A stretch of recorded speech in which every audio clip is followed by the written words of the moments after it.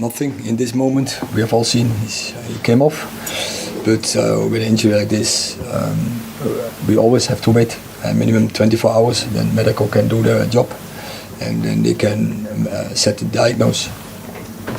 You look pretty upset though. You seem to think his World Cup chances may come. Yeah, I can understand. We all probably can understand he would be emotional, but I think also he has to wait. You don't know. But of course, he's experienced, but medical has to do their job. They have to make the assessment and set the right diagnosis, and from there on can come a conclusion. Yeah, just to say how important was that goal, obviously for the 3 points, but also for the bigger story around the club at the moment. You know that everyone would have said, oh, Ronaldo being here, maybe they would have drawn or won. If you had lost 1-0, to get the point felt a very big moment. Of course, it is a big moment in that matter to get a point, yeah, to collect that point, and it was, I think, a well-deserved point. But it doesn't have any matter with that cases, what you mean with that case, because it's more important to have the right culture, so to have the right standards and values who you have to live along. So for the longer term, it's always more important, and that in the end will bring you the right position. And I'm happy with this game. First half, I think we did quite well. We dictated the game. We created the chances. I think there were 3 really good chances. One has to be in. Then they switched system. And obviously, we're losing just before halftime a little bit control in the game. But after halftime defense, we were again well organized, but on the ball, and we were less good as the first half. So I thought in the end, 1 point each was a fair result. And then the outcome is 1-1, okay, and we have to live with that, and I'm happy with that as well. Samuel. Erik, with Casemiro's impact in the last 6 games, have you been surprised, even given his reputation, how much he actually brings to the team?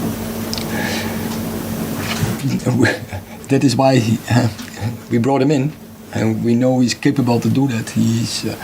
He proved this in Spain, he proved it in the Champions League, so the highest level. So he could also do it in the Premier League. But it's clear, Premier League is a different league, with especially the intensity.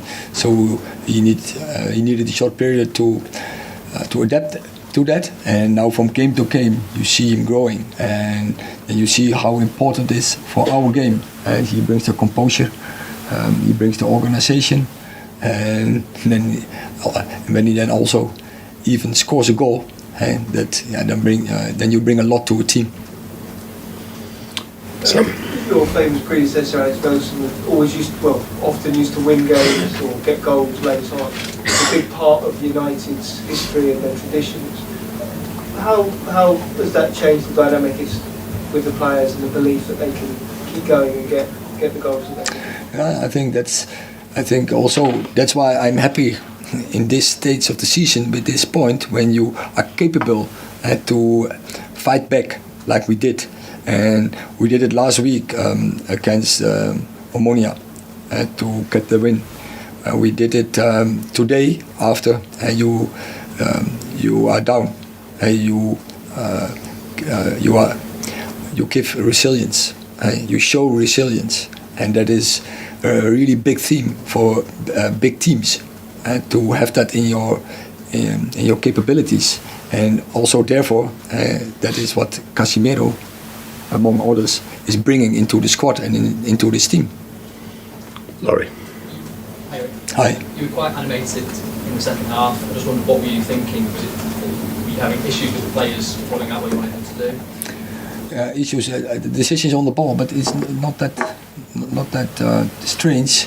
It's our 4th game in 10 days, and maybe the freshness, and we had to switch to a system, but we only faced one time. It was against Sociedad first half, but we didn't make the right decisions on the ball.